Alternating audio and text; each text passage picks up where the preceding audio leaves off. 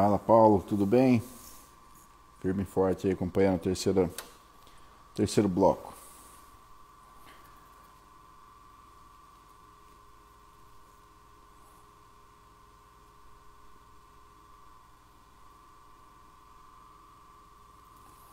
Esperando o Pedro Coco retornar aqui para a gente entrar no terceiro bloco da nossa conversa. Uma conversa, como eu falei, é muito enriquecedora e a gente vai conversando. O tempo passa sem a gente perceber. E a gente vai dar continuidade falando sobre essa questão da produção, né, dos winemakers. E a gente vai falar um pouco sobre a questão dos tintos, né? A gente já falou sobre o espumante, também sobre o Viognier, que é o projeto recente feito na vinícola Verrone. E agora a gente vai falar um pouco sobre os tintos, que tem uma coisa muito interessante, umas propostas bem interessantes aqui, para a gente estar apresentando para vocês. Bom, enquanto o Pedro não retorna, só dando aqueles recadinhos que foram dados no início aqui do Corujão. Dia dos Pais está chegando, então que o enólogo fez uma parceria com a Vila do Vinho e você pode comprar a camiseta do enólogo e também escolher um vinho para o seu pai, formar um kit e presentear o seu velho no Dia dos Pais. Então entre em contato com o pessoal da Vila do Vinho, escolha o seu kit, a estampa e o vinho. E eu tenho certeza que seu pai vai curtir esse Dia dos Pais harmonizando estilo, aromas e sabores, tá bom? Outro recadinho legal também, que o pessoal do Arre com Mel está fazendo um festival de tapas e a gente está assinando a carta de vinhos lá do Arre com Mel agora e eles estão com umas propostas bem interessantes de vinhos. Vai ser bem interessante. Muito bem, o Pedro Coco voltou aqui, já vamos chamar ele para a conversa, para a gente finalizar aqui esse papo que é muito legal. Como falei, a gente vai conversando, nem vê o tempo passar. E eu agradeço vocês que estão acompanhando a gente aí desde as 10 horas da noite. Esse é o Corujão, né? A gente vai conversando, enquanto tiver vinho na taça, a gente vai falando, vai conversando, porque realmente é um assunto muito legal, né? E a proposta é a gente estar realmente sentado na mesa de um restaurante, de um bar, batendo um papo.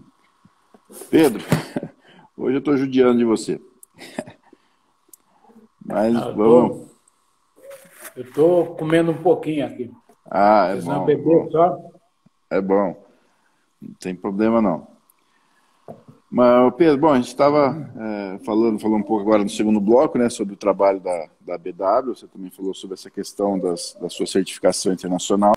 Vale lembrar que o Pedro não tem só a certificação de winemaker internacional, o Pedro também é juiz internacional, com formação lá na Itália, e também é especialista, né, em enografia italiana, também pela Itália. Então são títulos realmente que qualificam o Pedro dentro do mundo do vinho e em várias frentes. Acho que isso que é muito legal, porque quando você fala sobre conhecimento no mundo do vinho, não está específico em uma determinada área.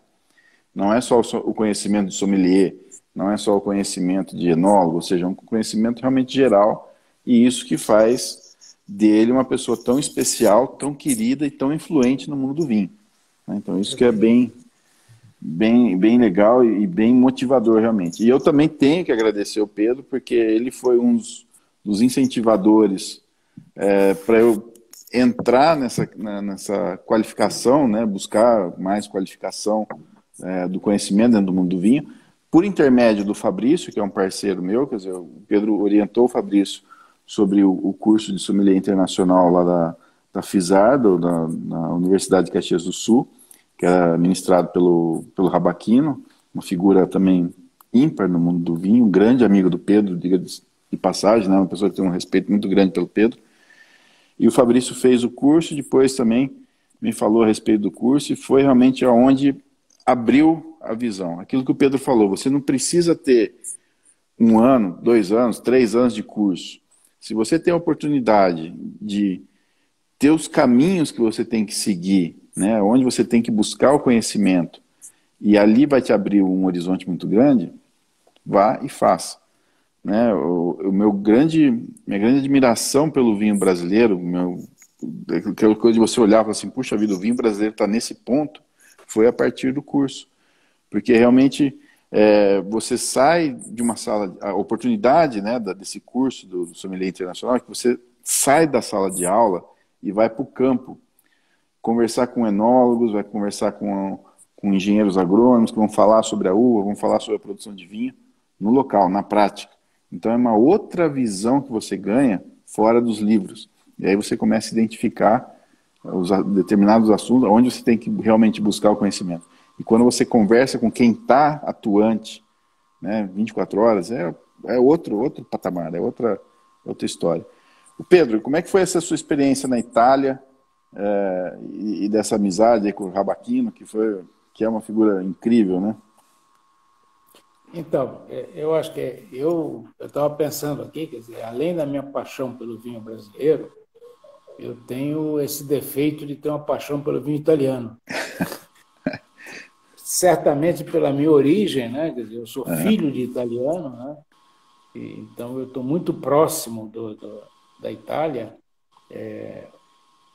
e eu gosto muito da Itália, dos vinhos italianos. Eu acho que os vinhos italianos têm uma riqueza muito grande, uma riqueza uma diversidade muito grande. E aí, dentro desse mundo do vinho, claro, o Roberto Rabachino, ele teve um papel muito importante aqui de trazer esse conceito do sommelier internacional, né, para o Brasil. E eu tive a oportunidade de passar 2 semanas na Itália, lá em Turim, né, fazendo uma imersão na enografia italiana, né, tentando entender um pouco mais em detalhe, né, mas essa questão de você entender o vinho internacional, né, não importa, você tem que estar vivendo, estudando, se possível indo lá, porque não é simples, né? A coisa é muito difícil, né? Quando você vai estudar, por exemplo, França, aí você descobre que na França eles faziam vinho, estilo vinho do Porto, 150 anos antes de fazerem no Porto, né? Fazia-se vinho no estilo de champanhe 100 anos antes de fazer em Champagne. Mas quem que fazia isso lá? Eram os monges beneditinos. E quem que fazia em Champagne? Quem que era Dom Perignon? Era um monge beneditino. Entende? Quer dizer, essas coisas... O mundo do vinho tem isso, né? Ninguém inventa nada no mundo do vinho, né? Você vai sempre transformando. Alguém fazia de um certo jeito, aí vai, e aí no outro faz, né? E estou tentando acertar aqui esse celular aqui, não está fácil. E sempre um conhecimento cumulativo, né? E o Rabachino, em particular, é uma pessoa que eu tenho uma amizade forte com ele. Ele é uma personalidade difícil, não tem a menor dúvida. Quem conhece sabe, né? Ele não tem meio termo, ele é muito, muito radical em algumas coisas, mas tem um conhecimento muito grande e é uma pessoa que fez muito aqui, né? Eu acho que ele mudou muito o panorama no Rio Grande do Sul, né?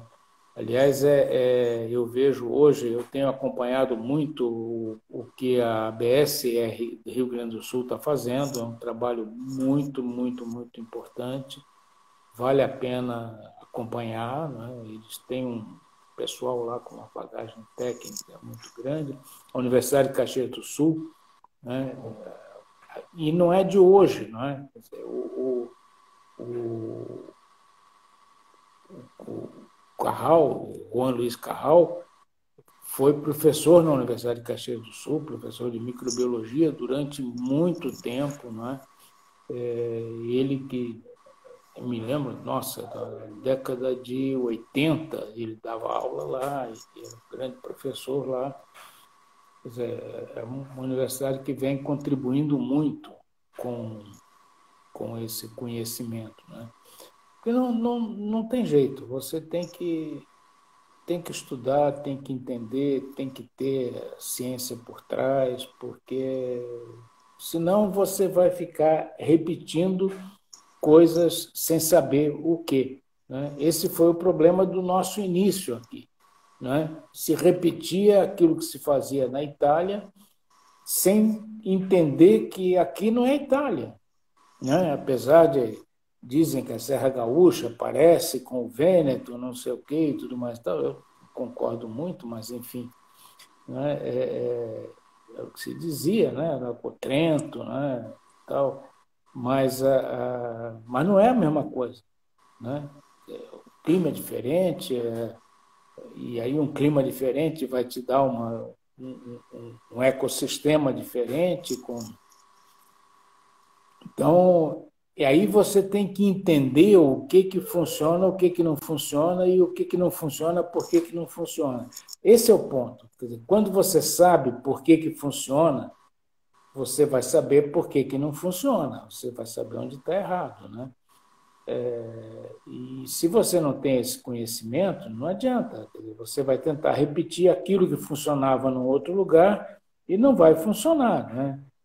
Então, aqui tem um comentário aqui que o Rio Grande do Sul é o centro do conhecimento técnico sobre vinho no Brasil. Não tem a menor dúvida, né? Não tem a menor dúvida. Se a gente olhar, outro dia eu vi um levantamento aí do consumo per capita. A gente sempre fala do consumo per capita do Brasil, o consumo é 2 litros e tal, não sei o quê. Isso é o Brasil, mas lá no Rio Grande do Sul é 5, não é 2. Né? O consumo lá é muito mais alto.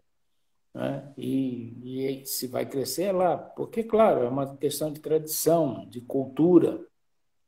Né? Nós não temos esse consumo. E isso é histórico. Eu sempre digo que você, para entender de vinho, você tem que saber de 2 coisas. Além de, claro, saber de viticultura, não sei o quê, blá, blá, blá, mas você tem que saber 2 coisas. História e geografia. Né? Opa! Aconteceu um pequeno acidente aqui. Tranquilo. Se você não souber de história, você não consegue saber o porquê que as coisas aconteceram, como as coisas aconteceram. Então, a América foi uma região colonizada, né, por espanhóis e por portugueses. Os 2 colonizadores impuseram restrições à produção local de vinho.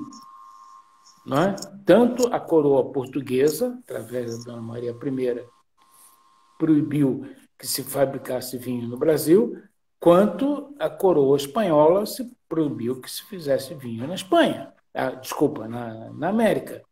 Né? Então, por exemplo, o Peru, que era, do ponto de vista socioadministrativo da América Espanhola, extremamente importante, foi um vice-reinado, né? Fazia vinho e parou de fazer vinho quando a coroa falou lá, não, para de fazer vinho. O Chile não parou, o Chile continuou. O Peru parou de fazer vinho, fez o que com as uvas? Pisco. Né? O Chile não, o Chile continuou lá fazendo vinho e, né, quietinho. Né?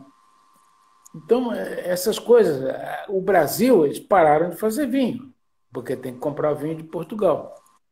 Né? E aí, quando você tem essa questão de que o vinho é importado e aí passa a ser um produto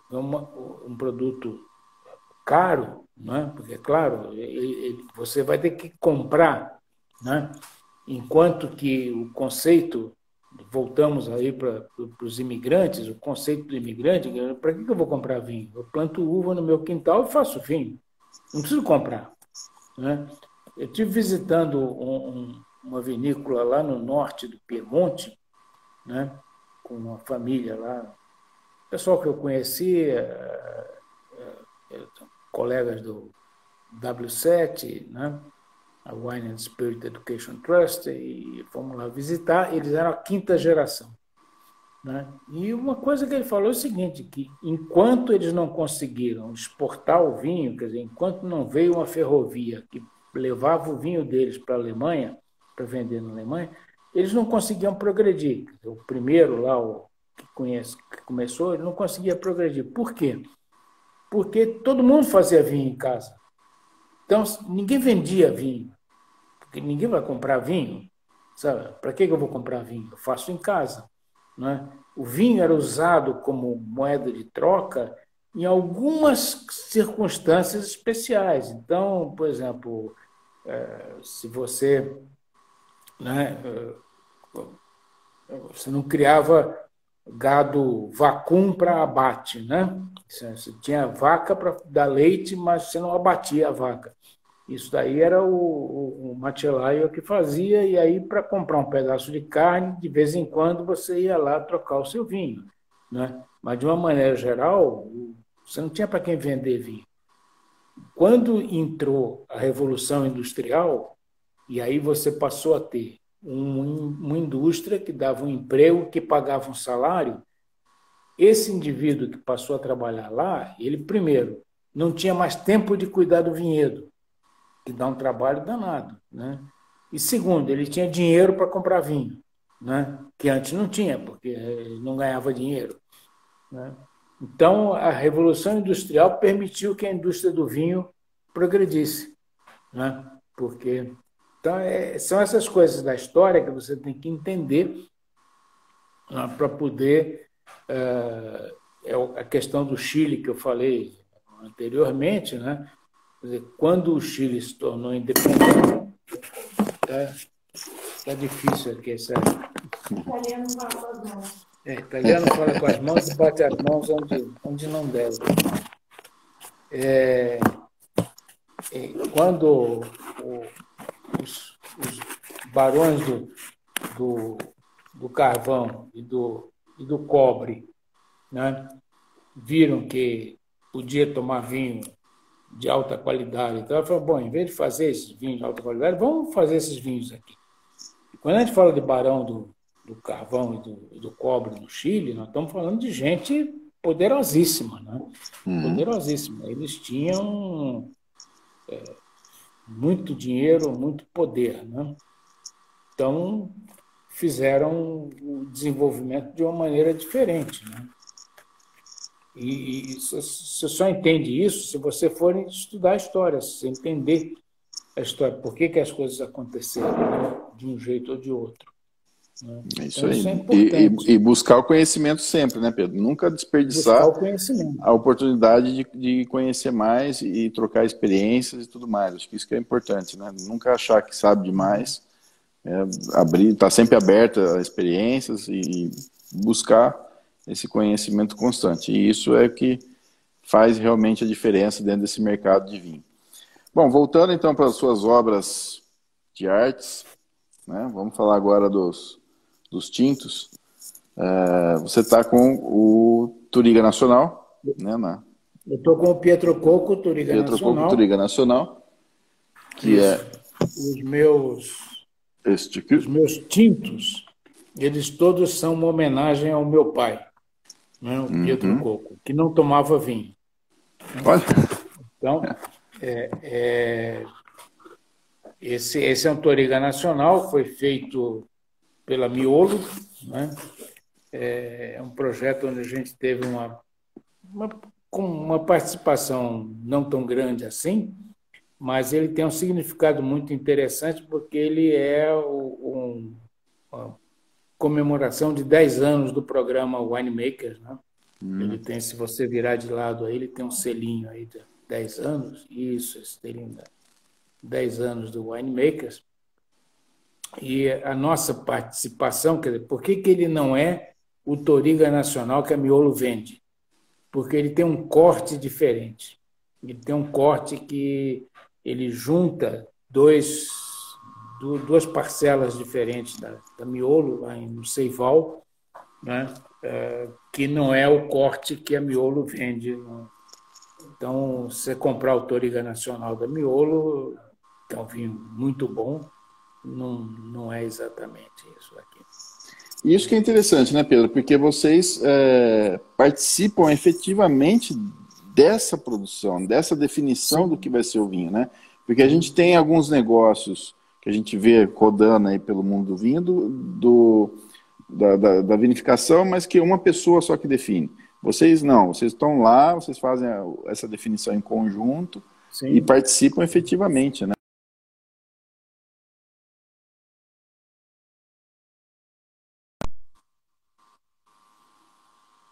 Deslizes, vamos dizer assim, né? Eu me lembro que uma vez o pessoal queria fazer um corte meio estranho lá e precisou de intervir para falar, não, isso aí não para com isso porque não vai dar certo, né? Mas isso é que esse é o nosso objetivo como winemakers, né? Você ter uma certa uma participação na decisão, né? Para você poder realmente ter um produto que você pode falar, não, esse produto aqui é nosso, né? A gente fez o nosso primeiro projeto, né? Voltando aí um pouco na história da nossa associação, o nosso primeiro projeto foi liderado por um nosso associado e companheiro, que é o Gelli, né, do Rio de Janeiro. Ele, que é um dos winemakers que realmente foi para o mundo comercial, ele teve durante um certo tempo uma marca, Catatini, ganhou medalhas, inclusive, e tal, e entrou no mundo comercial. E na liderança dele, a gente fez um projeto na vinícola Santa Augusta, lá no Santa Catarina, né? Nós fizemos um Ribolla Gialla com Fiano. É um corte improvável. Esse é improvável mesmo. Eu diria que é um corte impossível na Itália, porque a Ribolla Gialla é uma uva do Friuli, típica do Friuli. Você vai no Friuli, você toma Ribolla Gialla impureza, como se diz em italiano, né? E o Fiano é uma uva da Campânia, né? Fiano d'Avellino, né? Velo branco da Campânia. Só que na Campânia não se planta Ribolla Gialla e no Friuli não se planta Fiano. Então, nenhum produtor italiano produz esse corte, né? Seria um transporte de uva de um lado para o outro inimaginável, né? Ninguém vai fazer uma loucura dessa na Itália. E aqui, né, tinha lá um viverista lá, a fazenda Pinheiro Seco, que estava desenvolvendo essas uvas italianas e tinha as duas espécies ali na mão e a VSA, a Vinícola Santa Augusta, desculpa pela intimidade, a Vinícola Santa Augusta topou fazer esse vinho e fez o vinho, foi um vinho muito interessante, numa viticultura biodinâmica, né, que é também uma coisa particular e tal, deu um vinho muito bom que a gente consumiu rapidamente, né? Esse foi o nosso primeiro grande projeto, né? O segundo grande projeto foi um projeto que ficou guardado no coração, né? Nós fizemos um Merlot com o Márcio Brandelli, né, meu querido irmão, que infelizmente se foi. Fizemos lá, também foi uma conversa dessas, né? Eu e o Davi Appel, que é o meu grande colega na diretoria da BW, sentamos lá com o Márcio, fim de dia, abrimos, tinha uma meia garrafa de espumante sobrando lá do receptivo dos visitantes, depois abrimos mais uma outra, porque aquela secou fácil, né? E naquele bate-papo e tal, aí o Márcio pegou um guardanapo e escreveu o projeto ali, escreveu o acordo, tem esse guardanapo guardado aqui comigo, né? 3 barricas, Merlot, parte, né, parte 2 e tal, não sei o quê. E assim nós fizemos o nosso Merlot parte Que é 2, esse? 3 barrigas, que é esse daqui, exatamente, é o Merlot 2017, que ficou um vinho fantástico, fantástico. Incrível. Incrível mesmo. E assim foi, né? Aí depois vieram mais outros projetos aí, a gente vai tocando, vai fazendo. Hoje, como eu falei, nós temos 5 projetos em andamento, alguns deles já em fase final, né? Tem um projeto tem um Nebbiolo com a Via Piana, onde a Via Piana colocou à nossa disposição três tipos de barricas, vamos dizer assim, não 3 barricas, mas 3 tipos. Tinha Nebbiolo de barrica de segundo uso, quarto uso e quinto uso. E nós fizemos um corte, que seguramente não é o corte que a Via Piana vai usar no seu Nebbiolo. Ela está acabando de lançar o Nebbiolo, acabou de lançar o Nebbiolo 2017, o nosso é o 2018, quer dizer, então é o próximo lançamento da Nebbiolo, da Via Piana. Só que o nosso são 3 barricas num corte que é nosso, né? Não é o corte da Via Piana. Corte que eu digo é você pegar, bom, quanto nós vamos botar dessa barrica, dessa barrica, dessa barrica.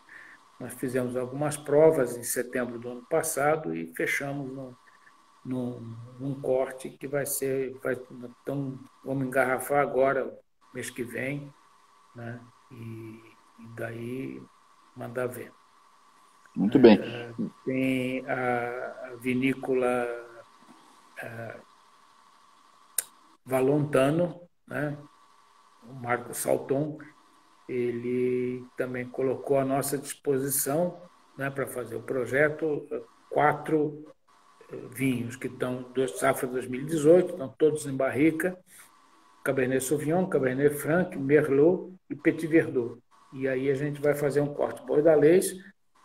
Está programado já para a gente ter feito. O problema é que a gente tem que ir até lá para provar e fazer, né? E vamos ver o que a gente consegue fazer. Talvez mandar para cá algumas amostras para a gente fazer aqui. Essa é a dificuldade. Esse não dá para fazer pela internet, infelizmente. Tem como, né? E assim vai, quer dizer, a gente são os projetos, aí tem um projeto com a Peter Longo, também de definir qual é o licor de expedição. A gente tem um espumante da Peter Longo que está sobre as leveduras, né? Não fez o degorge, então a hora que fizer o degorge vai botar o nosso licor de expedição. Não vai ser o mesmo que é o do produto comercial que eles têm. A Peter Longo é um grande parceiro, o Luiz Carlos Sela, que é o proprietário, é um grande amigo nosso, né, da BW, grande apoiador da BW. Quem mais de projeto que a gente tem aí em andamento? Eu falei que são 5. Bom, tem esse com a Casa Verrone, que eu já falei. Não falei o que é, mas falei do que tem um projeto em andamento. Não vou falar o que é. Isso é uma surpresa para a gente falar dele em uma outra ocasião. O que mais que a gente tem? Peter Longo. Estão perguntando aqui se o Nebbiolo em Viamão, Via Piana. o Nebbiolo em Viamão, como a adega medieval fazia, vai voltar? Estão perguntando aqui. Como é que é? Se o Nebbiolo em Viamão, como a adega medieval fazia. Não, isso daí não dá para fazer, né? Não dá para fazer, porque eu acho que o Nebbiolo de Viamão, lá do seu Oscar Guglielmone, infelizmente, grande figura, grande figura. Nossa, aí esse daí já entra naquelas histórias, né? O fato de você ter cabelo branco, né? Conheci Oscar Guglielmone, grande figura. Tomei Nebbiolo, adega medieval. Nossa Senhora. Né? Puxar Não, o fundo. tem figuras fantásticas, né? Quando a gente fez a reunião aqui, decidiu formar a BW, né? desculpa, a ABS, né? Em 2002, eu tinha aqui um velho do museu de 85, né? Eu abri para a gente comemorar e ele estava fantástico, estava inteiro, Que né? beleza, hein? Foi assim, um negócio incrível, né? Eu sei que recentemente não, mas uns anos atrás, o pessoal em São Paulo fez eles tinham algumas safras de Nebbiolo de Viamão e abriram e estava ainda inteiro, né? Foi, hã? O pessoal que acabou sendo publicado lá no Paladar do Estadão, se alguém fizer uma busca, está lá, né? Fizeram uma vertical de Nebbiolo de Viamão, Oscar Guglielmone, um lugar improvável para você fazer vinho. É aquela história, né? Quando você sabe o que está fazendo, faz em qualquer lugar. Com certeza. Bom, Pedro, não vou tomar mais seu tempo. Acho que Imagina. a gente, que eu falei, ficaria aqui conversando, que tem tanta coisa para a gente conversar, tanta coisa para a gente falar. Há tanto tempo que a gente não se fala. Na verdade, o Pedro é um grande parceiro nosso no Vitsmundi, nosso presidente do júri, ele comanda aquilo ali como um maestro realmente. É muito, muito legal ter o Pedro como parceiro, nos dá grandes dicas, é um parceiro consultor, conselheiro, enfim.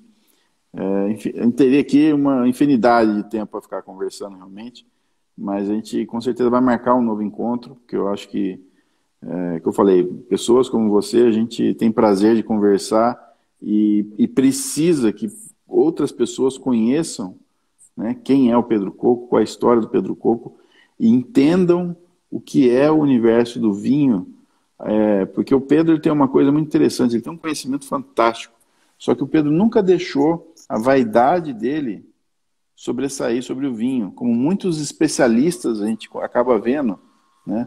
Então isso é importantíssimo para quem está entrando no mundo do vinho, para a gente quebrar realmente um pouco aquela coisa de viver em outro universo, um universo paralelo. Não, a gente tem que trazer o vinho para o nosso universo e de uma maneira simples, entender, né? O estudo é fundamental, mas a gente tem que entender como que é a dinâmica disso e tratar de uma maneira com paixão, né? Como o Pedro faz e deu aqui provas disso.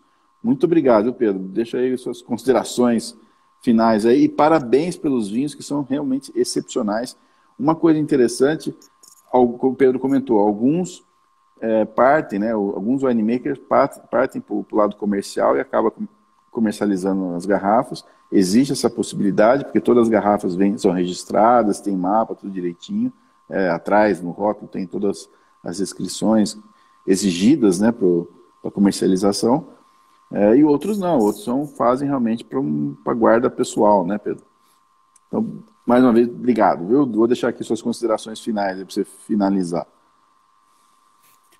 Emerson, eu só tenho que agradecer a oportunidade. Você sabe que você já me conhece bem, né? O vinho é a minha paixão, o vinho brasileiro é a paixão da paixão, né? Eu realmente defendo o vinho brasileiro, sempre defendi o vinho brasileiro.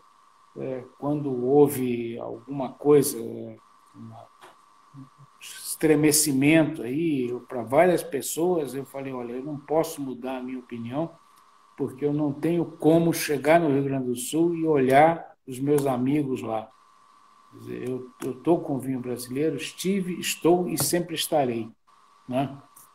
Eu acho que a gente tem que lutar para que o vinho brasileiro ele se firme, não só internamente quanto externamente.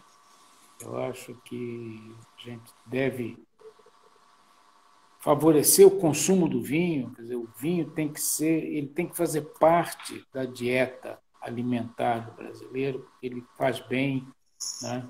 E tem que estar ali, é o nosso produto aqui, né? E, claro, essa oportunidade de estar contando um pouco para as pessoas a minha paixão, que quem sabe eu acabo convencendo eles que é bom e que vale a pena, né? E vamos tomar vinho brasileiro, né? Vamos tomar vinho, de preferência brasileiro, mas vinho de qualquer lugar, né? E que vinho? Qualquer vinho. Uma vinho. É isso aí. Muito Maravilha. obrigado, Emerson. Pedro, eu que agradeço. Um brinde. Saúde a você. Um brinde e um abraço a Ione, que também é uma outra figuraça muito querida, que te acompanha sempre aí nas suas jornadas, né? E é, com certeza, uma grande inspiração para você também. Saúde, felicidades, muito obrigado. Sentadinho aqui na minha frente, estou Maravilha. fazendo... Gente, muito obrigado, Pedro. Que vinho. Gente, obrigado. Semana que vem a gente está de volta. Fiquem bem, se cuidem, que a coisa está feia lá fora ainda. E a gente vai se falando. Um grande beijo, abraço. Fiquem com Deus. Boa noite, até mais. Tchau, tchau, gente.